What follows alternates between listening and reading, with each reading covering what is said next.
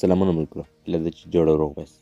څنګه کولی شو خپل موبایل سرعت تیز کړو؟ کله ناکله چې موږ تاسې نوی موبایل رانیسو، هغه ډېر تیز وي، ډېر تیز کار کوي، ډېر ښه خوند کوي انډراید موبایل. خو کله چې پر هغه باندې یو څه وخت تېرېږي، هغه ډېر سلو کېږي. یعنې د هغه د پخوا په رقم تېزوالی نه کوي، د هغه پخوا په رقم تر هغه ډېر چارج خوري، دی تر هغه کمزوری وي، نه انټرنېټ هغه رقم کار کوي، نه په هغه رقم ښه خوند کوي. نو په دا ویډیو کې ټول طریقه درته ښیم څنګه خپل موبایل داسې کړو لکه نوی موبایل، په یوازې په سیسټم کې نه په کار باندې ټوله هغسې کوو.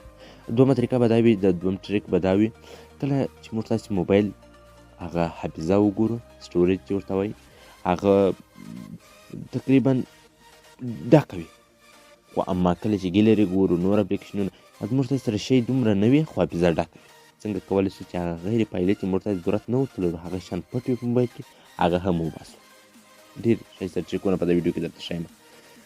د هر څه نه مخکې زه یم ستاسې ورور احمد الله همت د همت پښتو ټکنیکل یوټیوب چینل څخه. که زموږ په چینل کې نوي یاست، چینل مو نه وي سبسکرایب کړی، یوټیوب چینل سبسکرایب کړئ، ویډیو لایک. راځئ په ویډیو پیل کړو.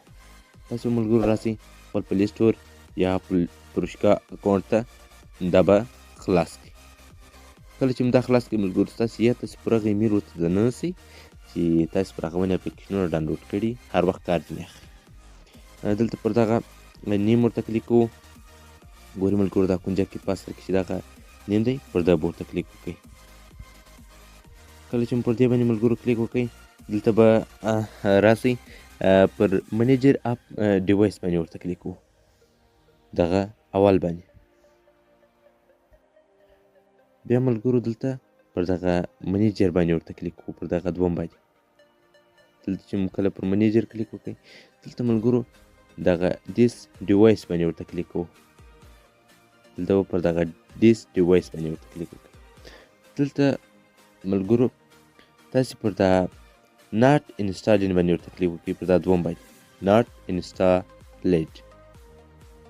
ملګرو دغه ټول هغه اپلیکیشنونه دي چې موږ تاسې یې پله د ځان سره ډاونلوډ کړي، بېرته مو حذف کړي دي، خو اما دلته نه دي حذف سوي. تاسې یې پله د ځان سره ډاونلوډ کړي.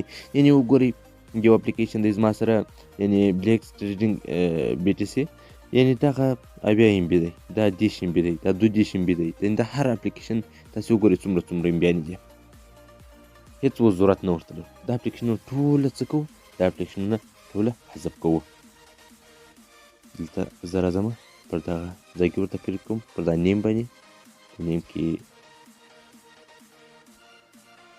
ماتې اپلیکیشنونه سره واړول، نور یې هېڅ ونه کړه، خو زه پر دغه ځای کې ورته کلیک کوم، هغه اپلیکیشنونه ترې واړول چې ډېر شی نیسي، یعنې کار ډیټکټ کېږي، دا به ټوله حذف کړو. ملګرو دغه ټولې خانې چې دي دا ورته ډکوو، دا ټولې خانې د هر اپلیکیشنونه دا ټوله باسو. زه ځمه دا خانې ټولې ډکومه. ګورئ ملګرو دې زما سره 2 جی بي ځای نیولی، 2 جی بي ځای دغه اپلیکیشنونه نیولی چې دا موږ ایستلي دي، موږ خپل د موبایل نه حذف کړي دي، خو اما دلته بیا هم پاته دي، بیا هم دلته څه دي پاته دي. راست دا ټول اپلیکیشنونه موږ یو ځل یې حذف کړي، دوی بیا په موبایل نیولي، دا به ټوله دې ځای نه حذف کړي.